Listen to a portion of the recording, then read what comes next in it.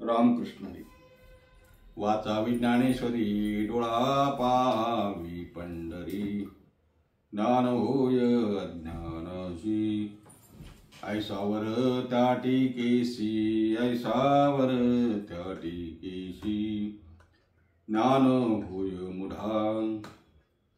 अति मूर्ख त्या दगडा, अति मूर्ख त्या दगडा. वाचिल जो कोणी, वाचिल जो कोणी, जनिताशी लोटांगणी, जनिताशी लोटांगणी. ज्ञान होय ज्ञानसी. ऐसावर त्या टिकेसी, ऐसावर त्या टिकेसी. माऊली ज्ञानोबारायांच्या ग्रंथराज ज्ञानेश्वरीतील 12व्या अध्यायावरचं आपलं चिंतन चालू आहे. आज आपला दुसरा भाग.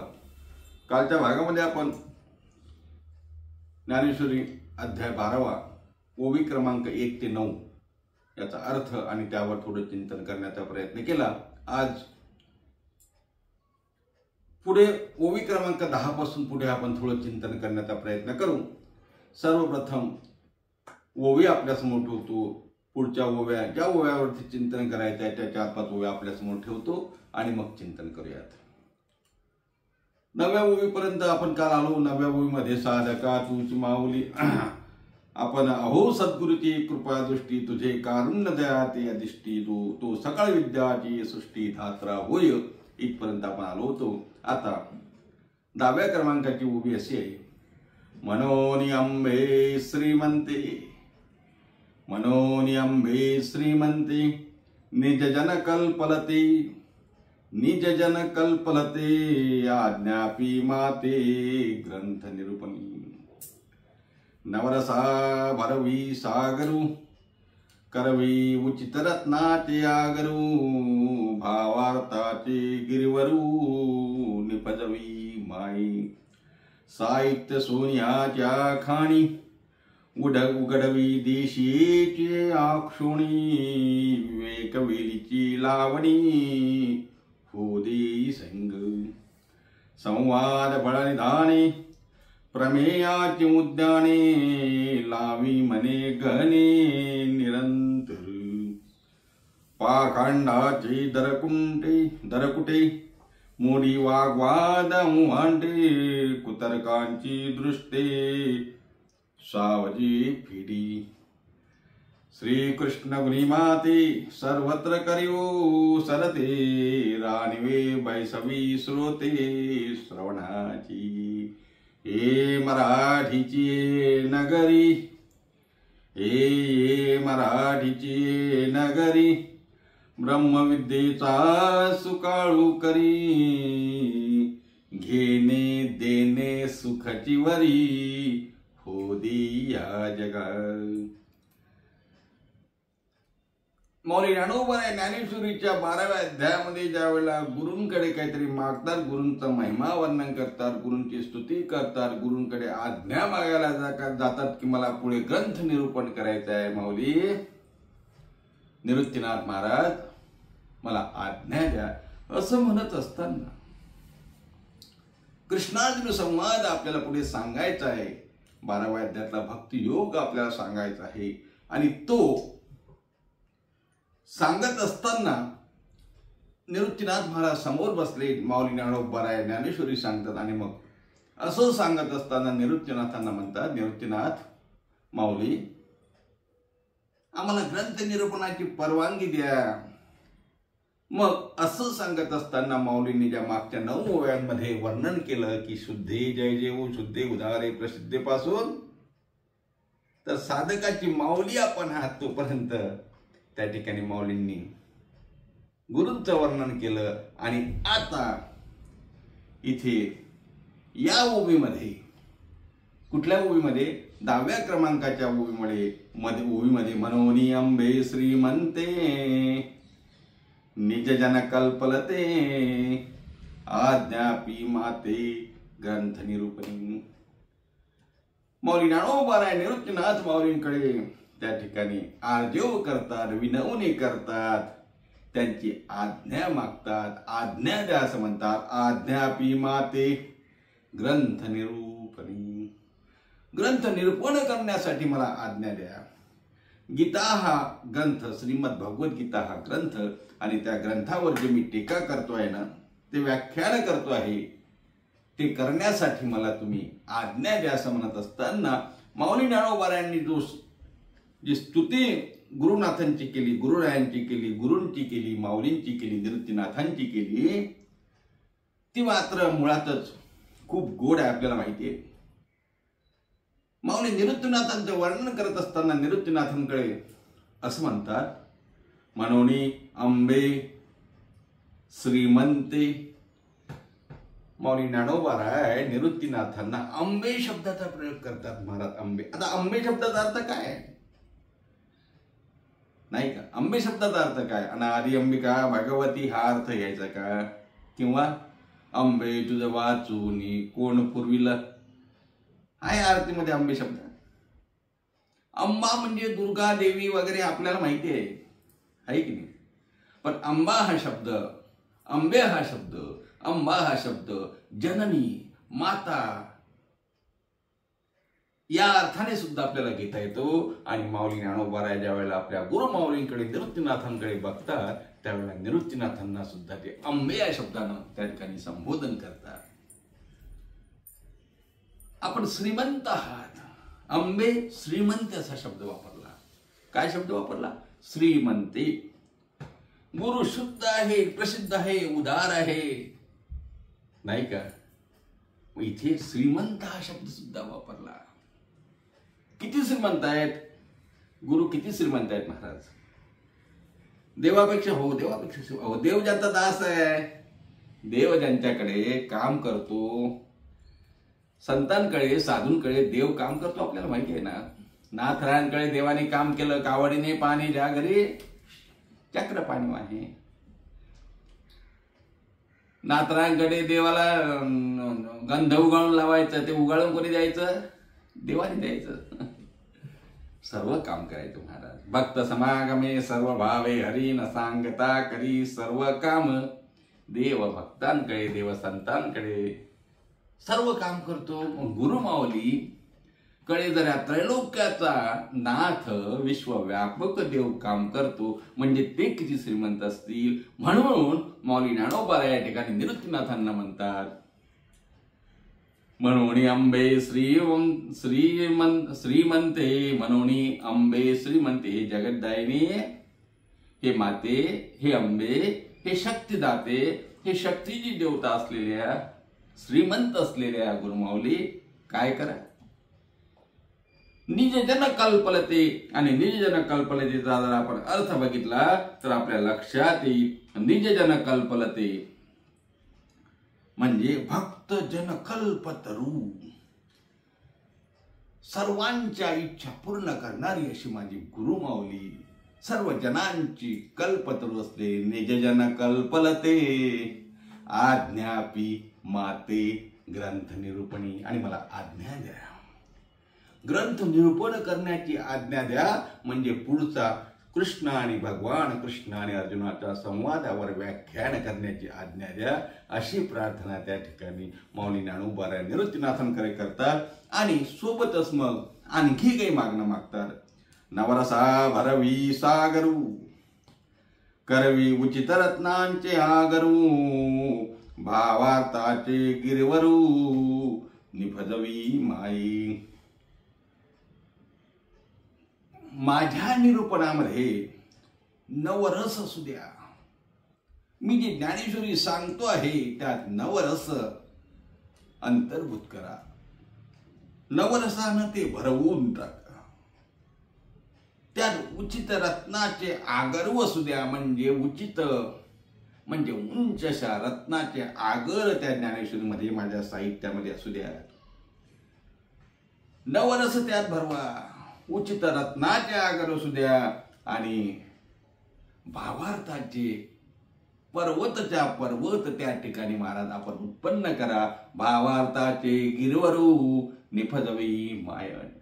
निपजवा, उत्पन्न करा. गिरवर म्हणजे पर्वत. भावार्थाचे गिरवरू निफजवी मायू. आणि आणखी पुन्हा माऊली ज्ञानोबा मागणी करतात, साहित्य सोनियाच्या खाणी उपजवी देशीची औक्षणी, विवेक वेलीची लावणी हो देई संग.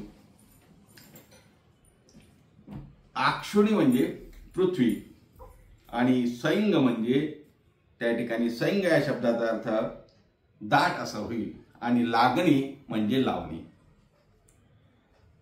असा आहे. गंमत अशी आहे, माऊली ज्ञानोबा यांनी निवृत्तीनाथांकडे प्रार्थना केली आणि सांगितलं नवरस भरवा. त्या ठिकाणी साहित्य, माझ्या साहित्यामध्ये सोनियाच्या खाणी.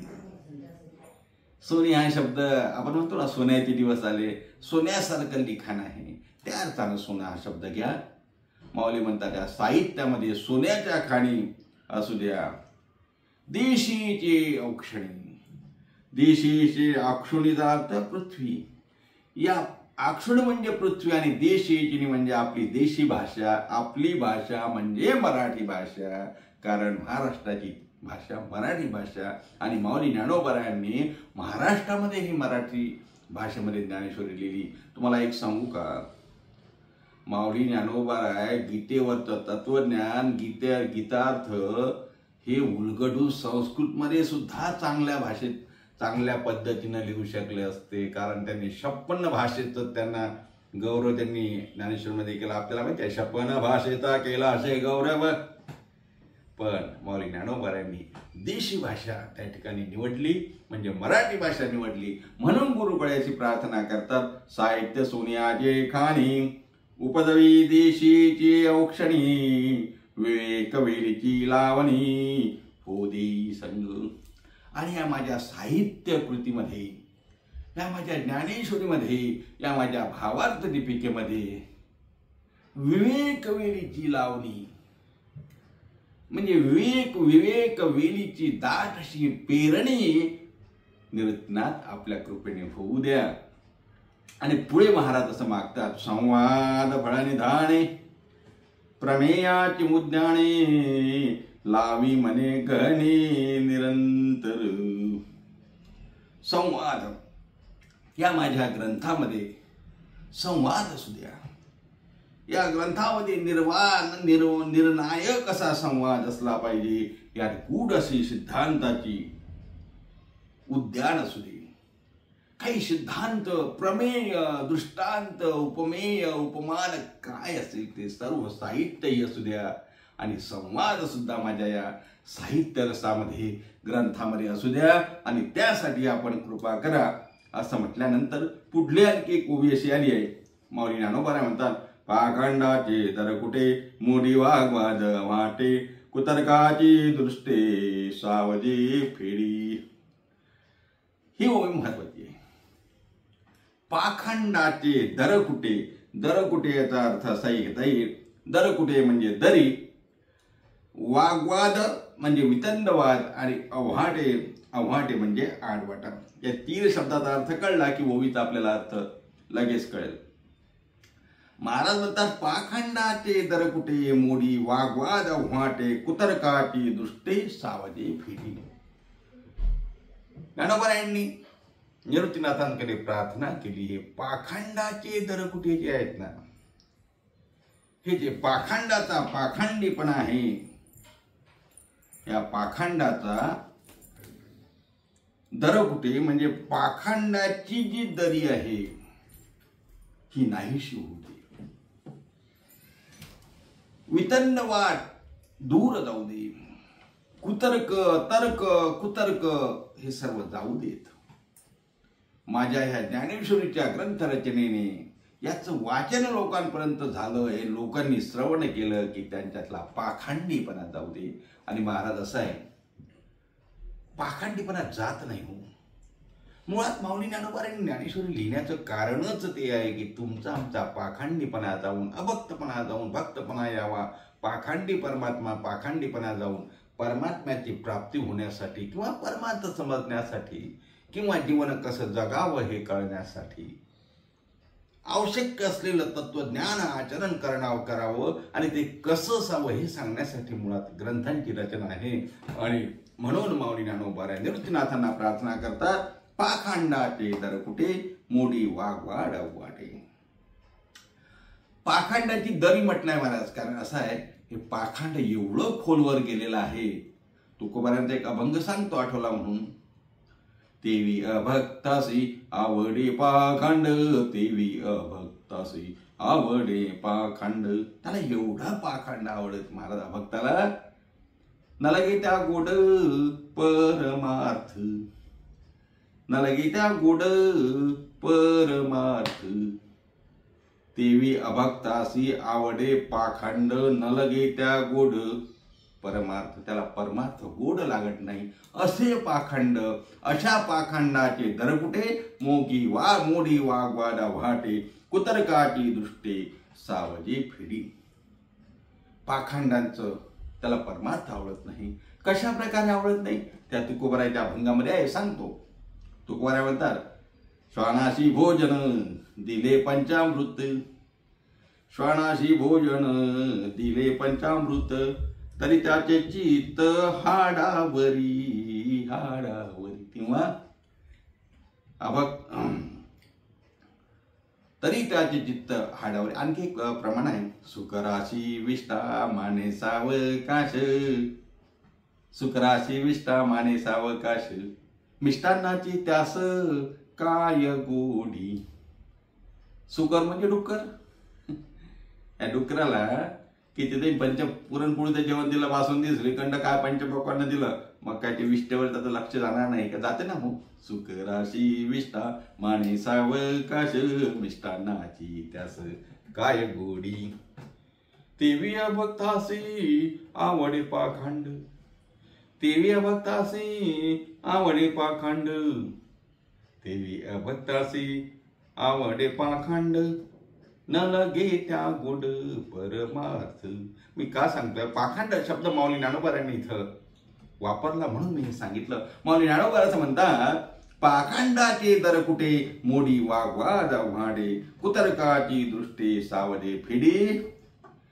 गुरुमाऊली हे पाखंडाचे दरकुटे, त्यानंतर वितंडवाद, हे सर्व जाऊ दे आणि या माझ्या ग्रंथ रचनेने सर्वांच्या मनामध्ये खऱ्या अर्थानं परमार्थाविषयी गोडी लागू दे, खऱ्या अर्थानं सज्जन प्रवृत्ती वाढू दे, असा माऊली ज्ञानोबाराय त्या ठिकाणी निवृत्तीनाथांकडे प्रार्थना करतात.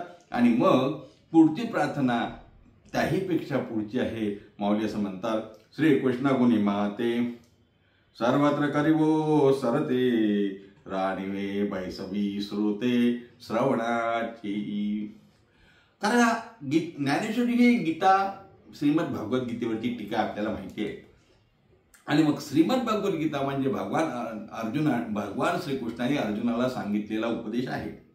मग ह्या श्रीकृष्ण बोधामध्ये मलाही रत होऊ दे आणि ह्या श्रवण करणाऱ्यांना श्रोत्यांनाही तो अधिकार दे, अशी माऊली मागणी करतात. ती मागणी करत असताना माऊलींची आलेली ओवी अशी आहे, श्रीकृष्ण गुणी माते सर्वत्र करिवो सरते, राणीवे बैसवी श्रोते श्रवणाची. महाराज असं आहे, माऊली असं म्हणतात की मला श्रीकृष्ण बोधामध्ये, श्रीकृष्णाच्या नामामध्ये, श्रीकृष्ण चरित्रामध्ये रत होऊ दे आणि मग मी जे श्रीकृष्ण आणि अर्जुनाचा संवाद आपल्या समोर ठेवीन त्याचा अधिकार, श्रवण करण्याचा अधिकार, सर्वांना त्याचा अधिकारी बनव. हे महत्वाचं आहे. त्याचं कारण असं आहे, हे बघा, आता आपण ज्ञानेश्वरीचं चिंतन करतो आहोत. जसं करता येईल तसं करण्याचा आपण प्रयत्न करतो. आपण काही खूप त्यात काही खूप मोठं काही वेगळं असं सांगण्याचा प्रयत्न करतो असं नाही. पण आपण पूर्णपणे ते चिंतन करू शकत नाही, कारण माऊलींना काय अपेक्षित आहे लिहिण्यामागे, ओवीमागे आपण जाणू शकत नाही. पण माऊली जशी बुद्धी देईन त्याप्रमाणे आपण जर विचार करण्याचं ठरवलं आणि आपण ते ऐकण्याचं ठरवलं तरी आता सर्वच जण ऐकतात का?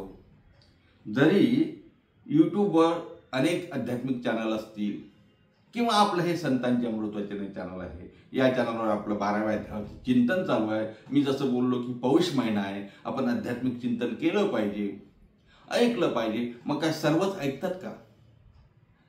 का ऐकत नाही? वेळ नाही म्हणून ऐकत नाही का? वेळ नाही असं असतं तर मग 2-2 तास युट्यूबचे वॉच झाले असते का? मोबाईलच्या आपल्या याच्यावर दिसते ना आपण किती वेळ युट्यूब बघितलं, किती वेळ फेसबुक बघितलं, किती वेळ व्हॉट्सअप बघितलं, दिसते. मग 2-2 तास जर आपण दुसरं बघू शकतो तर 15-20 मिनिट का बघू शकत नाही? अधिकार नाही ना. कारण हे ऐकण्यासाठी अधिकार लागतो. माऊली ज्ञानोबा निवृत्तीनाथांकडे हेच मागण्या करतात की माऊली निवृत्तीनाथ गुरु माऊली काय करा, श्रीकृष्ण गुणी माते सर्वत्र करियो सरते, राणीवे बैसवी सोते श्रवणाची. राणीवे बैसवी सोते, आणि मग राणीवे म्हणजे राज्यावरती, श्रवणाच्या राज्यावरती त्यांना अधिकारी कर, असं माऊली त्या ठिकाणी निवृत्तीनाथांकडे मागणी करतात. आणि ही मागणी केल्यानंतर मग पुढची ओवी मात्र अत्यंत महत्वाची ओवी आहे, ज्या ओवीवर आपण मागे 2 दिवस प्रवचन केलं होतं. 1 वर्ष होऊन गेलं त्याला आपल्या युट्यूब चॅनलवरती. मला असं वाटते 1-1.5 वर्ष अगोदर या ओवीवर आपण चिंतन केलं होतं. ती ओवी अशी आहे, हे मराठीची नगरी ब्रह्मविद्येचा सुकाळू करी, घेणे देणे सुखाची वरी हो दे या जगा. माऊली ज्ञानोबा निवृत्तीनाथांकडे प्रार्थना करतात, विनवणी करतात, आर्जव करतात की निवृत्तीनाथ माऊली काय करा, ये मराठीचे नगरी, या मराठीच्या नगरी, या मराठी भाषकांच्या नगरीमध्ये, या महाराष्ट्रामध्ये, या भूमिपुत्रांची जी भाषा मराठी आहे त्या मराठीच्या भाषकांच्या या महाराष्ट्रामध्ये ब्रह्मविद्येचा सुकाळू करा. ये मराठीचे नगरी ब्रह्मविद्येचा सुकाळू करी, घेणे देणे सुखची वरी हो दे या जगा. एवढा सुकाळू करा, एवढा सुकाळू करा. कशाचा सुकाळू? ब्रह्मविद्येचा सुकाळू करी. इथे ब्रह्मविद्येचा सुकाळू झाला पाहिजे महाराज.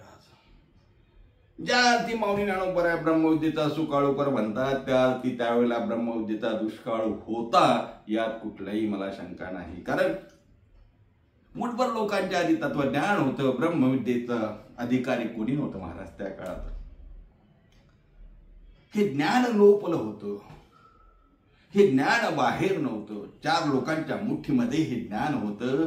आणि मग या ज्ञानाचा दुष्काळ असताना माऊली ज्ञानोबा यांनी ज्ञानेश्वरीच्या माध्यमातून निवृत्तीनाथांकडे प्रार्थना केली आणि आर्जव केलं. माऊली म्हणतात, गुरु माऊली निवृत्तीनाथा काय करा, ये मराठीची नगरी ब्रह्मविद्येचा सुकाळू करी. सुकाळ करा, ब्रह्मविद्येचा सुकाळ करा. आणि कशासाठी?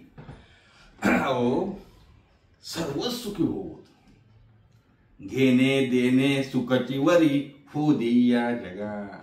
या जगाला, या नगरामध्ये सर्वांना सुख होऊ दे. ब्रह्मविद्येचा सुकाळ झाला की घेणाराही सुखी आणि देणाराही सुखी. इथे मुठभर लोकांच्या सुखाची इच्छा नाही, कारण माऊली आहे ना.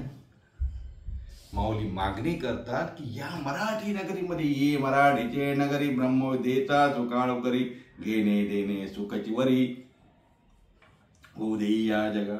म्हणजे या मराठी ग्रंथ रचनेमध्ये, या मराठीमध्ये मी जे गीतेचं तत्वज्ञान ज्ञानेश्वरीच्या माध्यमातून आमच्या समोर ठेवतो आहे, यामध्ये ब्रह्मविद्येचा एवढा सुकाळू कर की वाचणाराही सुखी, श्रवण करणाराही सुखी, सांगणाराही सुखी, बघणाराही सुखी.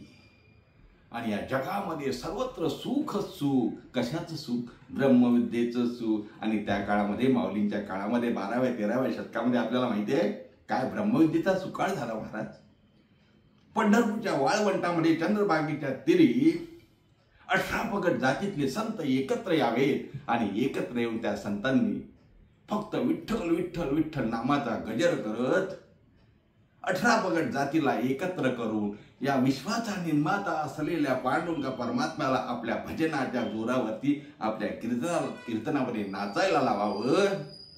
याला म्हणतात ब्रह्मविद्येचा सुकाळू करी. सुकाळ झाला मला, सुकाळ. वर्णाभिमान विसरली याती. इथं वर्ण नाही, अभिमान नाही, जात नाही, धर्म नाही, लिंग नाही. आणि मग चोखोबाराय कुठल्या जातीचे, सावता महाराज कुठल्या जातीचे, नामदेवराय कुठल्या जातीचे, माऊली ज्ञानोबाराय कुठल्या जातीचे. आणि हे संबंध संत जळ विष्णुमय जग वैष्णवांचा धर्म या न्यायाने एकत्र येतात आणि चंद्रभागेच्या काठी नामदेवराय कीर्तन करतात. माऊली ज्ञानोबाराय त्या ठिकाणी चाल म्हणतात. जनाबाई सारख्या संत माऊलींना सांगतात माऊली चाल म्हणा. आणि आमचे गोरोबा काका त्या ठिकाणी पखावत वाजवतात, मृदंग वाजवतात. आणि या सर्व यामध्ये देवानी विटेवरून धावत यावं आणि या कीर्तनात नाचावं. आपल्याला माहिती आहे, कथा माहिती आहे. नाचता नाचता देवाचा सुटला पितांबर, नाही का. अशा प्रकारची आनंदाची भूमिका ज्या माऊलींनी केली त्यांना अपेक्षितच ते होतं की सर्वत्र ब्रह्मविद्येचा सुकाळ व्हावा आणि घेणे देणे सुखचिवरी होऊ दे या जगा. आणि तीच मागणी माऊलींनी निवृत्तीनाथांकडे केली की मराठीचे नगरी ब्रह्मविद्येचा सुकाळ करी, घेणे देणे सुखचिवरी होऊ दे या जगा. तू आपुलेनी स्नेह पल्लवे, माते पांघरवेशल सदैवे, तरी आता किया गवे निर्मीण माही. आणि मग माऊली म्हणतात निवृत्तीनाथा, गुरु माऊली, तुम्ही जर आताच मला हे जर पांघरूळ घालत असाल माझ्यावरती, मला आज्ञा देत असाल, तर मी आताच पुढचं निरूपण करायला तयार आहे. आणि असं म्हटल्यानंतर निवृत्तीनाथ महाराजांनी त्या ठिकाणी कृपादृष्टीनं माऊली ज्ञानोबारायांकडे बघितलं. कृपा कटाक्षानं बघितलं. आणि मग ये विनवणेसाठी माऊलींच्या विनवणीकडे बघून अवलोकले गुरु कृपा दृष्टी, मने गीता तेशी उठी न बोले. अरे माऊली, ज्ञाना, आता जास्त माझी स्तुती करू नको. चल सांग बरं गीतेचा भावार्थ, गीतेचा अर्थ. गीतार्थेशी उठी न बोले बहु. आता गीतेचा अर्थ सांग, तुझी ज्ञानेश्वरी चालू कर. माझी स्तुती खूप झाली असं निवृत्तीनाथ बोलतात. आणि मग असं म्हटल्यानंतर माऊली ज्ञानोबारायांनी निवृत्तीनाथांचा होकाराला महाप्रसाद समजला. आणि माऊली म्हणतात तेथे जी महाप्रसादू म्हणून साव्या झाला आनंदू, आता निरोपिन प्रबंधू अवधान दिजी. मग माऊलींनी हा केलं, जी केलं. आणि मग आनंदानं त्या ठिकाणी पुढचं प्रबंध म्हणजे पुढचं गीतेवरचं तत्वज्ञान आपल्यासमोर मांडण्यासाठी सज्ज झाले. इथे या 19 ओव्यांमध्ये 1 ते 9 काल आपण चिंतन केलं, 10 ते 19 आज. या 19 ओव्यांमध्ये माऊली ज्ञानोबारायांनी त्या ठिकाणी गुरूंचा महिमा वर्णन करत असताना गुरुची आज्ञा घेऊन पुढे गीतेचा 12व्या अध्यायातल्या निरूपण करण्याचं ठरवलं. आता आज हे गुरुचं वर्णन स्वतंत्र व्याख्यान माऊलींचं इथे आपण चिंतन केलं. त्याचं ते इथे 19व्या ओवीमध्ये संपलं. उद्या म्हणजे पुढच्या भागामध्ये अर्जुन वाच, अर्जुनाच्या मुखातून निघालेला पहिला श्लोक गीतेचा आणि त्या श्लोकावरचं माऊली ज्ञानोबारायांचं भाष्य, म्हणजे जे काही ओव्या असतील त्या ओव्या, त्या 20व्या ओवीपासूनचं चिंतन आपण पुढच्या भागामध्ये करू. तोपर्यंत इथेच थांबू. सर्वांनी न चुकता हा भाग जसा ऐकला तसा पुढचा भाग सुद्धा ऐकावा. कारण हे थोडं एक आगळं वेगळं चिंतन आपण करतो. याचं कारण असं आहे की मी जसं सांगितलं आपल्याला पूर्ण अध्यायाचं चिंतन यावेळेला करायचं आहे. आणि तेच आपण त्या दृष्टीनेच आपलं चिंतन चालू आहे. काल 9 ओव्यांचं आपण चिंतन, 9 ओव्यांचा अर्थ बघितला. आज पुढच्या 10 ओव्यांचा बघितला. पुढच्या भागामध्ये खऱ्या अर्थानं कृष्णार्जुन संवाद सुरू होत आहे. त्याचं आपण चिंतन पुढच्या भागात करू. तुर्ताशी तेच थांबू. पुढच्या भागात भेटण्या अगोदर आज इथेच थांबूया, एकदा भजन करू माऊलींचं. माऊलींचं भजन करूया. ज्ञानेश्वर माऊली ज्ञानराज माऊली तुकाराम, ज्ञानेश्वर माऊली ज्ञानराज माऊली ज्ञानेश्वर माऊली ज्ञानराज माऊली तुकाराम, ज्ञानराज माऊली तुकाराम, ज्ञानराज माऊली तुकाराम, ज्ञानेश्वर माऊली ज्ञानराज माऊली तुकाराम. कुंडली वर विठ्ठल श्री ज्ञानदेव तुकाराम, दत्तात्रय जनार्दन श्रीनाथ माऊली ज्ञानेश्वर महाराज की जय. जगद्गुरु तुकाराम महाराज की जय. शांती ब्रह्म श्री संत एकनाथ महाराज की